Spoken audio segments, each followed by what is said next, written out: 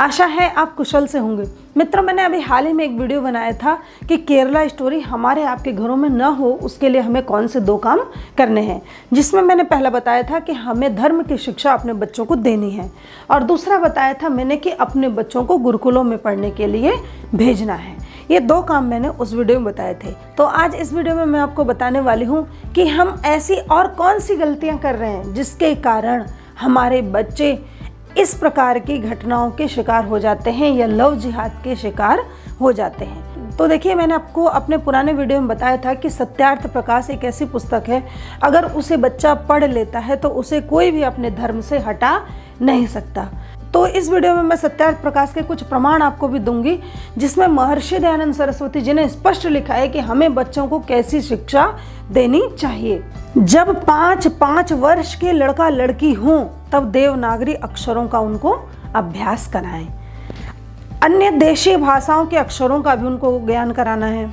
उसके पश्चात जिससे अच्छी शिक्षा, विद्या, धर्म, परमेश्वर, माता पिता, आचार्य, विद्वान, अतिथि, राजा, प्रजा, कुटुंब, बंधु, भगिनी, भृत्य आदि से कैसे कैसे वर्तना है, इन बातों के मंत्र, श्लोक, सूत्र, गद्य, पद्य भी अर्थ सहित कंठस्थ करा दें।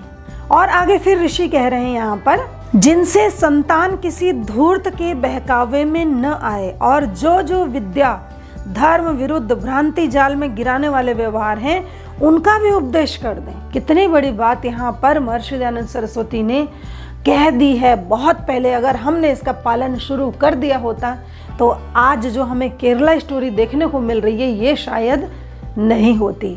यहाँ इतने सारे बिंदुओं की चर्चा न करते हुए इसके 2 पॉइंट को मैं यहाँ पर ले रही हूँ, जिसमें ऋषि कह रहे हैं कि धर्म और परमेश्वर के विषय में हमें अपने संतानों को शिक्षा अच्छी देनी है। तो धर्म मतलब क्या जटाजूट रख लेना, लंबे लंबे बाल रख लेना या फिर गेरुआ वस्त्र पहन लेना, ये सब क्या धर्म है? क्या 2 टाइम हम आरती कर लें, क्या 2 टाइम हम पूजा कर लें या कभी कभी मंदिर में जा कर के दर्शन कर लें, राम कथा कर लें, भागवत कथा कर लें, क्या यही धर्म है? बिल्कुल भी नहीं। अगर धर्म को हमें समझना है तो हमें वेदों को पढ़ना होगा। वेद नहीं पढ़ सकते तो स्मृति ग्रंथों को पढ़िए, सत्यार्थ प्रकाश को पढ़िए। मनुस्मृति में मनु महाराज ने स्पष्ट रूप से लिख भी दिया है, धृति, क्षमा, दमोस्तेयम, शौचमिंद्रिय निग्रह, धी विद्या, सत्यम, अक्रोधो, दशकम धर्म लक्षणम। ये 10 धर्म के लक्षण हैं। जिसमें ये 10 धर्म के लक्षण दिखाई दे वही समझना धार्मिक है।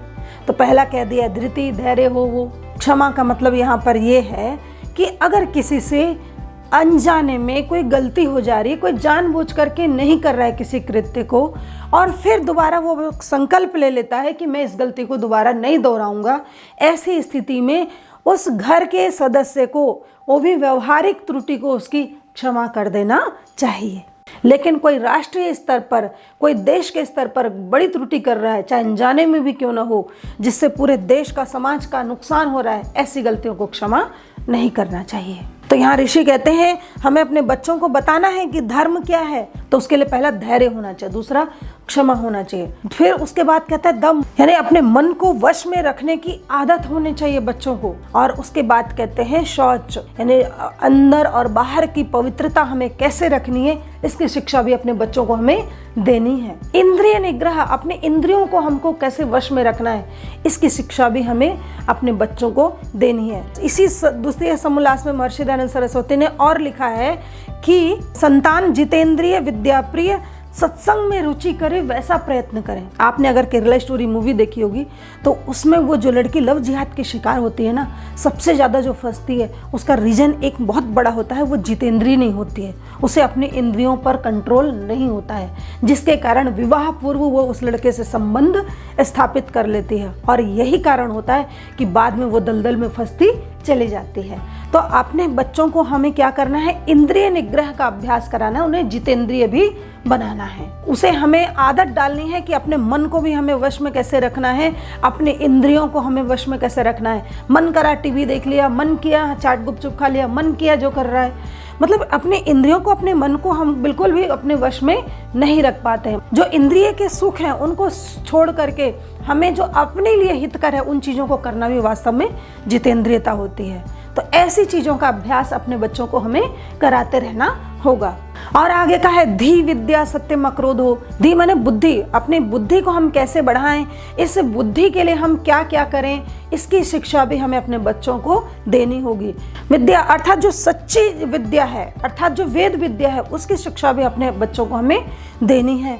और फिर अगला का है अक्रोध, यानी क्रोध न करना। तो क्रोध भी हम न करें और अपने बच्चों को भी सिखाएं कि ये क्रोध भी अच्छी चीज़ नहीं है, इससे क्या क्या नुकसान हो सकता है। ये जो 10 धर्म के लक्षण मनुस्मृति में मनु महाराज ने बताए हैं, ये वास्तव में किसी को धार्मिक बनाने वाले हैं या किसी की धार्मिकता की पहचान कराने वाले हैं। हो सकता है किसी में 70% हो, किसी में 80% हो, किसी में 90% हो, लेकिन कौन कितना धार्मिक है, इन चीज़ों से हम उसका अनुमान लगा सकते हैं। और अगला जो ऋषि ने यहाँ पर मुख्य पॉइंट कहा है वो है परमेश्वर। हमें अपने बच्चों को परमेश्वर की शिक्षा भी देनी है, ईश्वर के विषय में भी बताना है।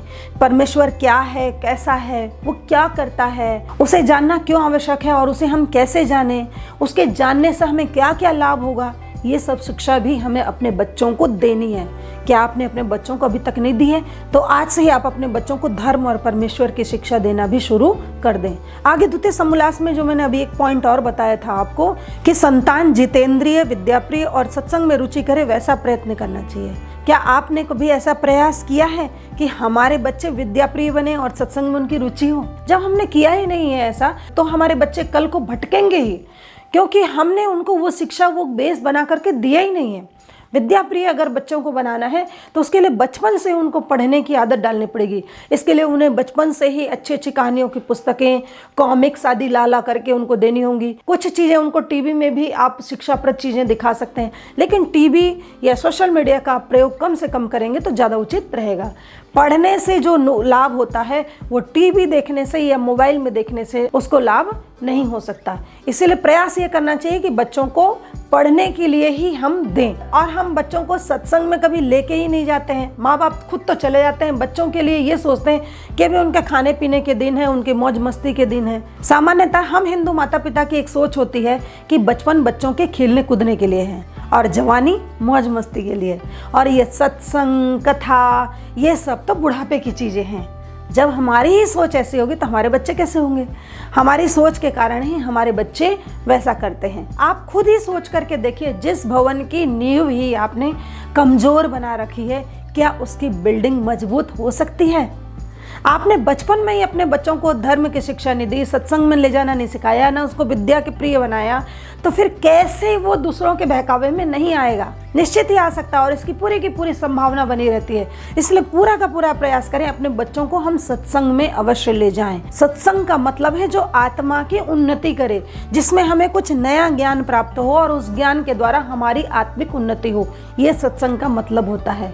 तो जब तक ये लाभ अपने बच्चों को आप नहीं देंगे, खुद नहीं करेंगे, तब तक ये संभावना पूरी की पूरी बनी रहेगी कि आपके बच्चों को कोई बहका सकता है। तो अपने घर में आप केरला स्टोरी नहीं दोहराना चाहते हैं तो आपको क्या काम करना है? धर्म की शिक्षा देनी है, परमेश्वर के विषय में यथार्थ ज्ञान देना है, उन्हें हमें जितेंद्रिय बनाना है, उन्हें हमें विद्याप्रिय बनाना है और उन्हें हमें सत्संगों में ले जाना है। ये 5 काम आप कर लीजिए तो विश्वास करिए आपके बच्चे को कोई भी बहला फुसला करके अधार्मिक नहीं बना सकता, अपने धर्म से नहीं हटा सकता। आपका बच्चा जैसा रहेगा मजबूत रहेगा, आपका बच्चा अपने धर्म के प्रति मजबूत रहेगा, अपने विचारों के प्रति वह मजबूत दिखाई देगा।